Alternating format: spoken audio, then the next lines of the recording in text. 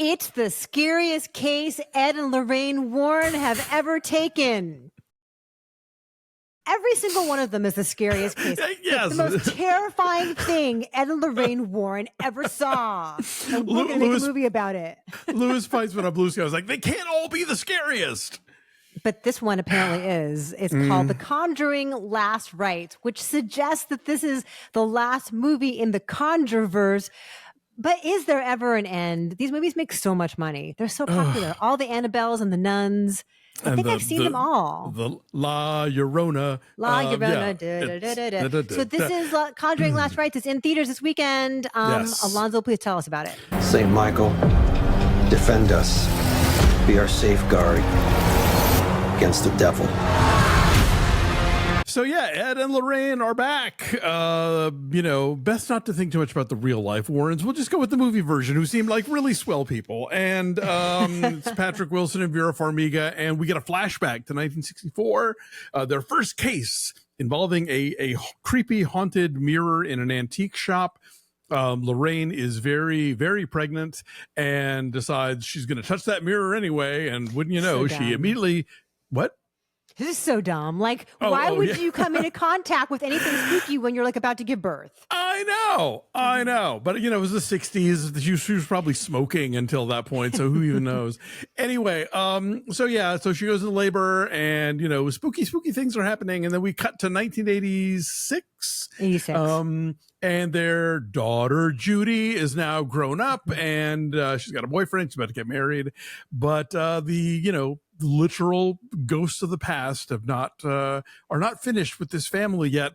They surface when the mirror turns up in a house in Pennsylvania, mining country, and the Warrens are back on it, even though Ed has been having cardiac issues and almost died at one point during one of their exorcisms, but they nonetheless find themselves called back into duty. And I went back and reread my review of the first Conjuring movie from 2013. Wow. And that movie was so good. Yeah. That movie James was Wan.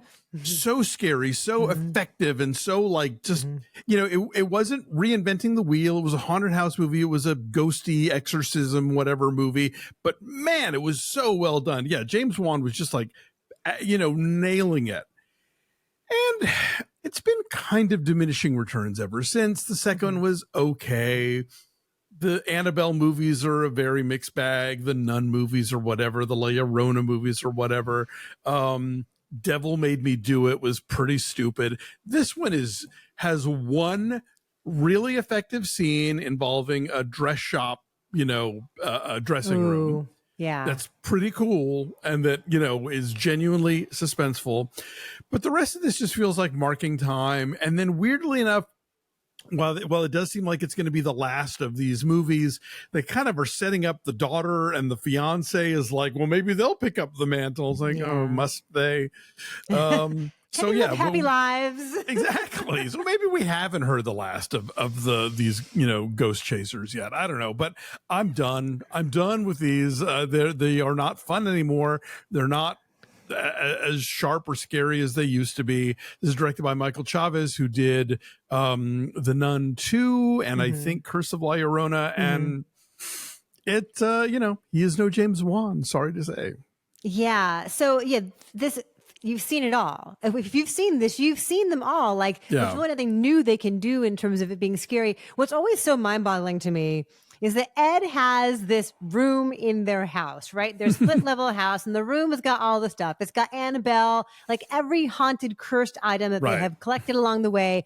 They take them and they put them in this room and they lock the door. And Ed says in some lecture at the beginning of it, it's like taking guns off the streets. Like, how is it that these supernatural entities stay put in a room with just like a normal lock on the door? Like, they can transcend space and time. Why are they staying put? But they cannot get out of that vase. Yeah, I don't.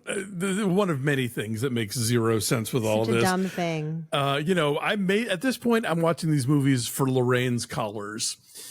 Yeah, it protects her. She loves a frilly blouse, and so does the daughter, apparently. And Vera Farmiga and Patrick Wilson are so much better than this, you know? And part of what made the series fun early on was that they were fully committed to the bit and they were wildly overqualified, but nonetheless bringing their good actor juice, you know, to this movie. I mean, like Lily Taylor is in the first movie. Like these were like quality films. And now I'm just thinking like, please, I hope you made some money on these. Vera Farmiga, go direct another movie. Higher Ground was so great. You need to make another film. Patrick Wilson, go do more like Angels in America kind of stuff. Like you used to be a real actor and you've been phoning it in with these movies. And I'm sure it's been very lucrative and it's very helpful for your career to say, look at all these $100 million plus grossers I was in. Yeah. Now exchange those chits for like a one for you, you know, that's my hope. More musical theater from Patrick Wilson. Sure. Why not? Anything. Let's do that. There are some camera movements here, some lighting choices that are effective and very cool and very immersive. The thing with the wedding shop dressing room, like we've seen that before, but it is really effectively done as far as the way it's paced and the angles on that and everything. Everyone is very, very committed to the bit. They're bringing all that craft. As you say, they're wildly overqualified.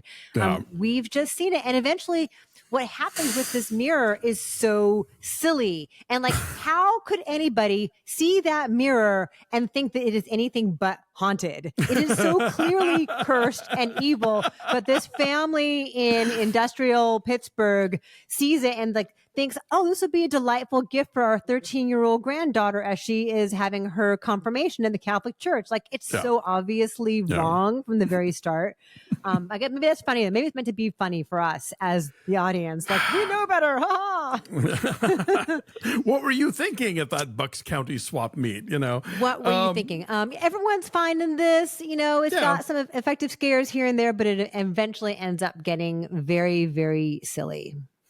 Yeah, and I feel like they have sort of run out of steam with this, and again, it's not like the first movie was radically, you know, rewriting the rules of horror. It was just doing it really well, and at some point they just stopped doing them really well, and they kind of became very routine, sort of, you know, ghosty, demony movies, and so I would just as soon we start a new fresh franchise that has something new to say, because this one has run out of stuff.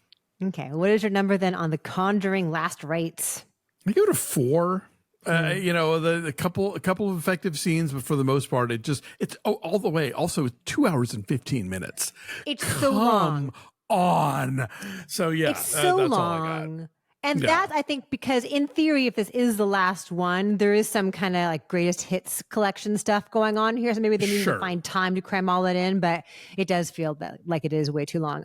I will say a 5. It is okay. So Conjuring Last Rites in theaters this weekend. Will you complete the Conjureverse with us? Let us know.